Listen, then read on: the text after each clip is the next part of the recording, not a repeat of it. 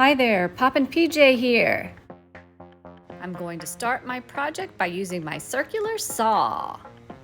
So a friend of mine got these pallets for me, and what I'm doing is cutting some boards off of the pallets. So I'm just going right to the seams where it connects to the underboard and cutting off so I have a clean piece of wood.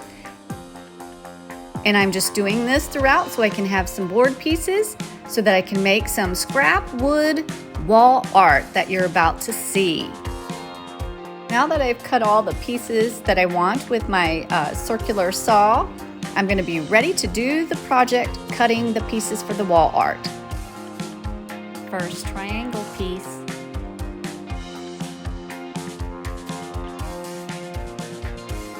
Second triangle piece.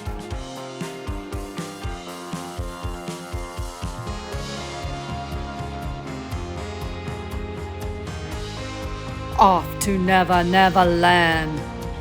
Gotta love Metallica.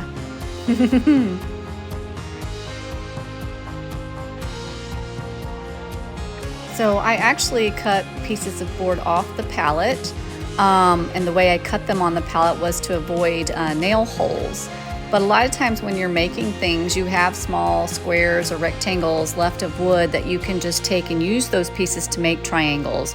You don't have to have a full board to do so, but that is what I'm doing and how I'm doing it when I'm showing you this project that I'm doing. Here you can see that one of the pieces of triangles that I cut, I am using on this board as a template to try to get the triangular pieces pretty close to the same size. So for the first small wall art piece that I'm making, I need 10 triangles. So that is what I'm doing, cutting 10 triangles. Doing circles because I love my circular saw. And I was taught that if you keep your hands on your circular saw, you won't lose your fingers. So I definitely wanted to share that with you.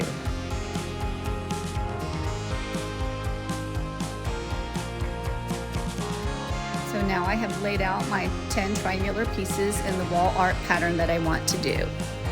Now I am spreading wood glue onto a square piece of pallet wood. As you can see, this part has nail holes, but that's okay because this is going to be the back side of the wall art piece, so you will not see it. But I'm adhering and gluing these pieces to it, and then I'm going to put some tack nails just to secure it even more so once it is dry.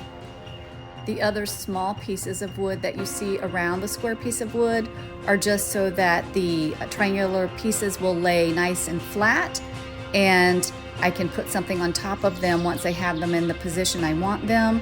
This will keep the triangular pieces level with drying, and the granite that I'll put on top of them will just help to adhere the wood triangular pieces to the back piece of wood nicely. Okay, I think this is how I want it to look. So now I am placing 3/4 inch brad or tack nails into the back of the wood to make sure that it does adhere through each triangle, just to ensure that it doesn't fall apart. Bang, bang, bang on the door, baby. I can't hear you, as a B-52s would say, and do it much better. So the reason you are seeing some other little small tack nails in the wood is because when I thought I had 3/4 inch nails in my hand, they were only 1/2 inch. So I'm just going around to make sure that I put the 3/4 inch nails in as I had originally planned. All done with that. Look at it, I really like it. It's fun. This piece is now ready to be stained.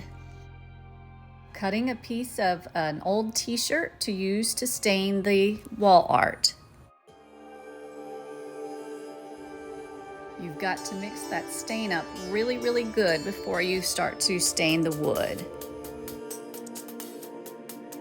Cloth in the stain. This is an antique white that I'm using. You can even just leave the wood natural the way it is if you like it that way, or you can even put this outside and let it weather naturally to give you that look. I'm just choosing to do a staining technique. Now I've got to get the sides.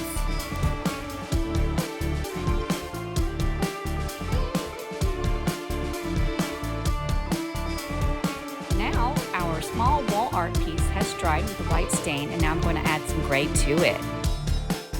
The reason I am choosing to put some gray on this small piece of wall art is because I kind of can see in my mind this piece going next to the next piece that I will be making, which is a larger piece that I'm going to have just solid gray.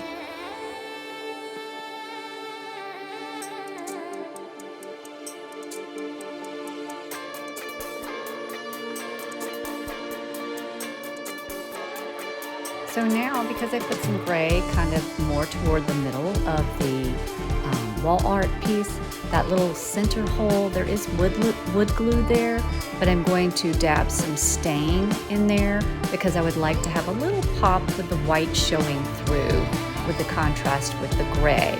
And so that is what I'm doing now with the brush, is just trying to get that white stain inside the little hole.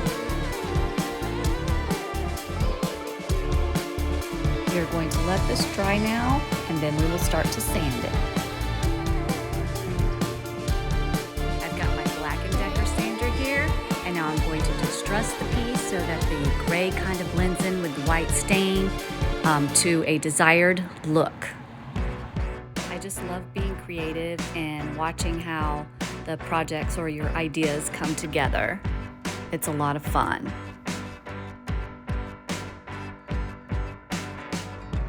Now I'm going to sand the sides a little bit.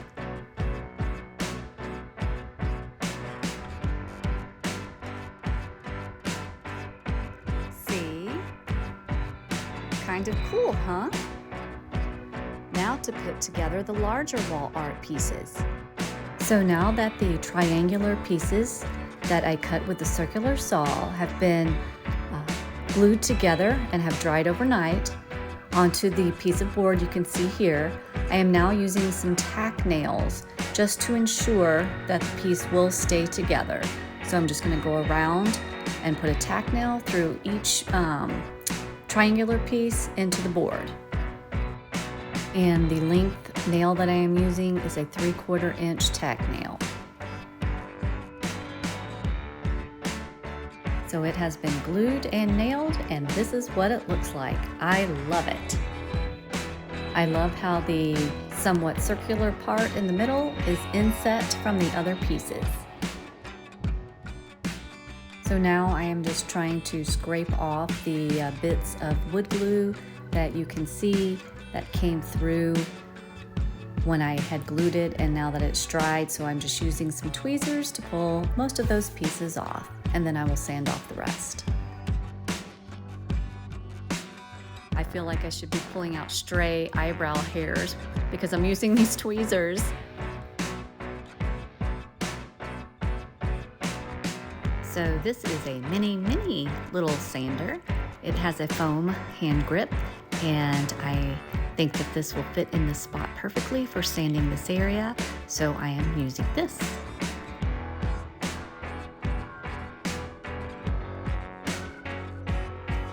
So look at it so far. I am cutting a piece off of an old t-shirt that I'm going to use for the staining process. This is an aged barrel gray stain. And I know I should pour some stain in a separate container, but this is such a small project here, I just am going to just dip it in the can.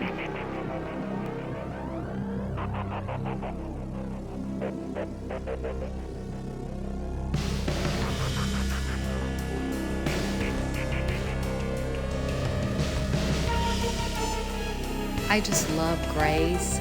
So much furniture that I do, I use gray. I have sold most of my furniture on Marketplace that I've done, and a lot of it has been gray. But I do lots of other colors too.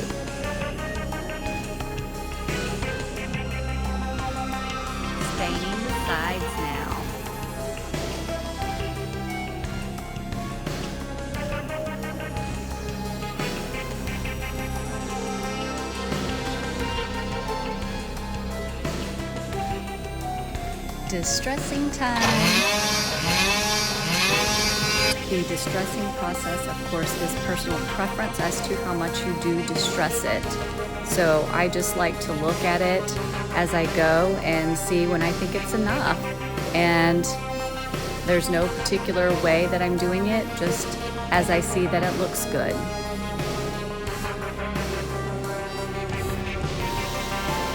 And now to sand the sides.